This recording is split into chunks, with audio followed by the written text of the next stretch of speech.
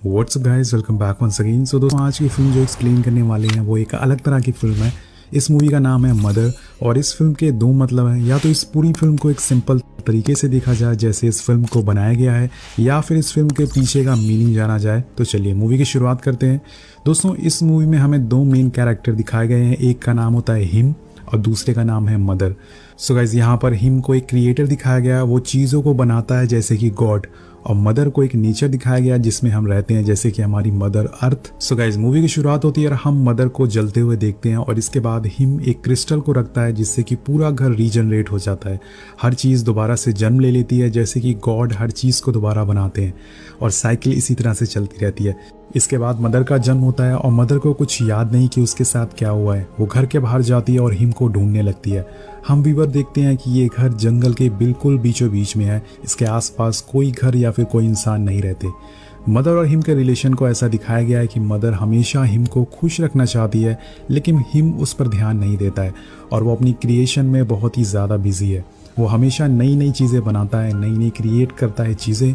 इसके बाद मदर पूरे घर को खूबसूरत बनाने की कोशिश करती है जैसे हमारा नेचर पूरी धरती को खूबसूरत बनाता है। मदर हिम की मदद करने की हर कोशिश करती है, लेकिन हिम अपनी राइटिंग में इतना ज़्यादा बिजी है, विच मीन्स गॉड अपनी क्रिएशन में इतना बिजी है कि यहाँ पर वो मदर पर ध्यान नहीं देते। अब यहाँ तक सब कुछ सही चलता है, लेकिन इसके बाद इनके घर पर एक आदमी आता है और ख़ुद को एक सर्जन, एक डॉक्टर बताता है। वो आदमी इस घर में ऐसे रहने लगता है और हिम उसको इस घर में रहने के लिए अलाउ कर देता है और वो आदमी इस घर में ऐसे रहने लगता है जैसे कि ये उसका खुद का घर हो। और मदर ये देखकर हिम से बोलती है कि इस आदमी को अपने घर में ऐसे कैसे रख सकते हो तुम। लेकिन हिम उस आदमी को कुछ नहीं बोलता। वो बोलता है कि यह आदमी हमारा गेस्ट है और इसके साथ ही पूरा टाइम स्पेंड करने लगता है। यह आदमी पूरे घर में सिगरेट पीता है और हर चीज़, हर सामान को छूने लगता है। इतना ही नहीं होता कि अगले दिन उसकी वाइफ भी इस घर में आ जाती है और हिम इन दोनों को वहीं रहने के लिए बोलता है। तब देखकर मदर बहुत ही ज़्यादा नाराज़ होती है। अब उस आदमी की वाइफ मदर के किचन में सारा सामान को छूने लगती है और वो हिम के रूम में भी जाने लगती है और एक क्रिस्टल को भी तोड़ देती है। और ये सारी चीज़ें दिखाती है कि कैसे ये दोनों इस घर को अपना समझने लगे हैं। और अब अगले दिन इन दोनों के बेटे भी यहाँ पे आ जाते हैं। फिर इन दोनों में लड़ाई होना चालू हो जाती है और ये लड़ाई करते करते इस घर का सारा सामान तोड़ने लगते हैं। ऐसा लग रहा था कि ये इनके बाप का घर है।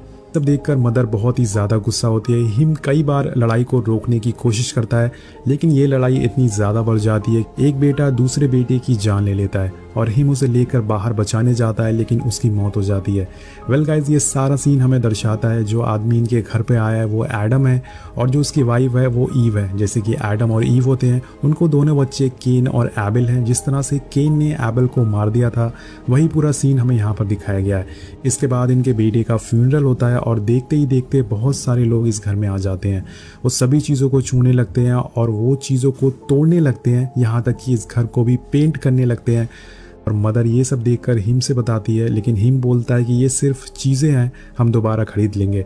अब एक कपल टेबल पर बैठ जाते हैं और मदर उसे बार बार मना कर दिए कि टेबल पर मत बैठो, लेकिन वो कपल मदर की बात नहीं सुनते और टेबल पर ही कूदने लगते हैं और जिससे कि टेबल के साथ साथ दीवार भी टूट जाती है और मदर यहाँ पर अपना आपा खो देती है। सभी को चिल्लाकर वो बोलती है कि मेरे घर से बाहर निकल जाओ। अब सभी लोग यहाँ से निकल जाते हैं और ये पूरा सीन हमें दिखाता है कि कैसे कुछ लोग हमारे नेचर, हमारी धरती को बर्बाद कर रहे हैं, पॉल्यूशन से, गंदगी से, वाटर पॉल्यूशन से। और जितना भी उन्हें रोकने की कोशिश की जाए, लेकिन वो दोबारा इस नेचर को बर्बाद करने में बिजी हो जाते हैं। वेल, अब सभी लोग इस घर से बाहर चले जाते हैं और इनके बाहर जाने के बाद मदर हिम से बहुत ही गुस्सा होती है। हिम उससे फिर वही बात बोलता है कि उन लोगों ने आज अपना एक बेटा खो दिया है, इसलिए आज यहाँ पर अपना दुख मनाने के लिए आए थे। इसमें उनकी कोई गलती नहीं है। मदर बोलती है कि तुम बस उनके बारे में सोचते हो, मेरा कुछ नहीं है।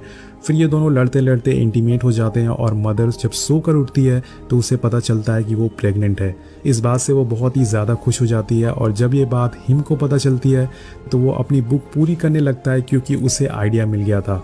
और अब हमें पता चलता है कि हिम की बुक कंप्लीट हो चुकी है। जब मदर इस बुक को पढ़ती है तो इसमें वही सब बताया गया है जो कि मैंने आपको मूवी की शुरुआत में बताया था कि हिम एक क्रिएटर है। वो हर चीज़ को दोबारा से रीजनरेट करता है और अपने घर को और आसपास की चीज़ों को। अब ये सब पढ़कर मदर की आंख में आंसू आ जाता है और ये दोनों बहुत ही ज़्यादा खुश होते हैं, क्योंकि अब इनके घर में इनकी बुक पब्लिश होने वाली है और साथ ही मदर एक बच्चे को जन्म देने वाली है। लेकिन ये खुशी ज़्यादा देर तक नहीं रुकती। हम देखते हैं कि हिम दोबारा उन लोगों को लेकर घर में आ जाता है अब उसकी बुक पब्लिश हो चुकी है और वो पॉपुलर हो चुका है, इसलिए सभी फैंस उसके मिलने के लिए आते हैं। ये सब देखकर मदर बहुत ही ज़्यादा घबरा जाती है और वो डोर बंद करके घर में आती है। वो देखती है कि सभी लोग उसके घर में उसका बाथरूम यूज़ कर रहे हैं, जिसे कि वो जानती भी नहीं है।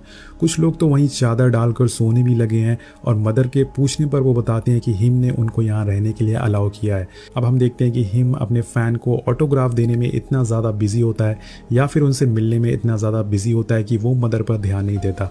अब हिम की पब्लिशर भी यहाँ पे आ जाती है और वो बताती है कि हिम को बुक लिखने की सारी इंस्पिरेशन मदर से मिली है।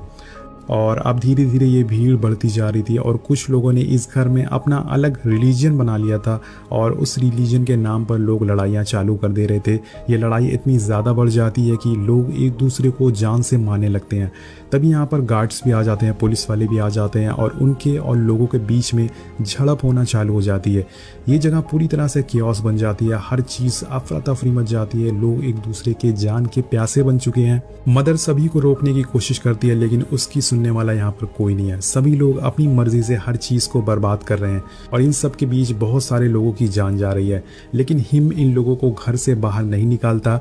वेल गाइस, ये पूरा सीन हमें दिखाता है कि गॉड कभी भी अपने भक्तों से, अपने चाहने वालों से नाराज़ नहीं होता।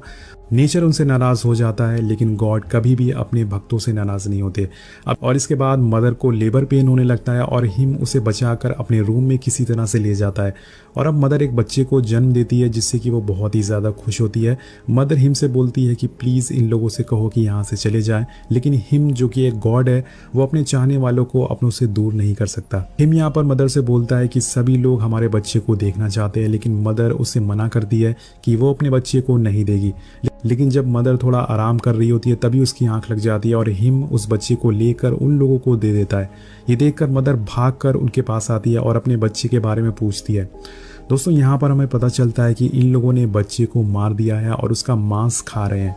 तो गाइस, ये पूरा सीन बहुत ही ज़्यादा इंटेंस बनाया गया है। अब यहाँ पर मैं आपको बता दूं कि मदर और हिम के बच्चे को सन ऑफ गॉड दिखाया गया है, जो कि है जीसस, जिन्हें कुछ लोगों ने धर्म के नाम पर सूली पर चढ़ा दिया था।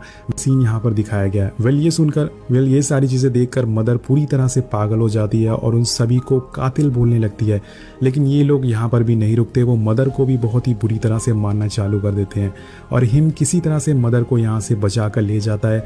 और अब दोस्तों, मदर डिसाइड करती है कि वो सब कुछ ख़त्म कर देगी, लेकिन हिम उसे मना करता है और मदर बोलती है कि मैंने तुम्हें अपनी हर चीज़ दी, अपना हर सामान, अपना हर टाइम दिया, लेकिन तुमने मुझसे कभी प्यार नहीं किया। और तभी मदर इस पूरे घर को जला कर राख कर देती है। इसमें सभी लोग, हर चीज़, हर जीव जंतु जल जाता है, लेकिन हिम को कुछ नहीं होता है क्योंकि वो गॉड है, वो क्रिएटर है। अब इसके बाद हिम मदर को गोद में उठाता है, उसके अंदर अभी थोड़ी सी जान बाकी है और हिम उससे बोलता है कि तुम्हारी इसमें कोई गलती नहीं है, अब मुझे सब कुछ फिर से बनाना होगा। हिम बोलता है कि मुझे तुमसे एक चीज़ चाहिए।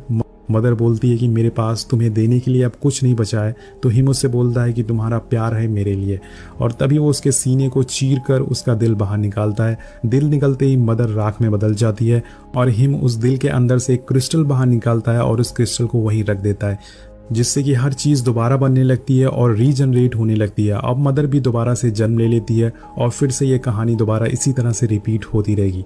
वेल गाइस, इस मूवी में हमें दिखाने की कोशिश की गई है कि मदर, जो कि नेचर अर्थ है, वो सभी से अनकंडीशनल लव करती है, लेकिन कुछ लोग इस धरती को बर्बाद करने में लगे हैं, इसलिए वो परेशान हो चुकी है।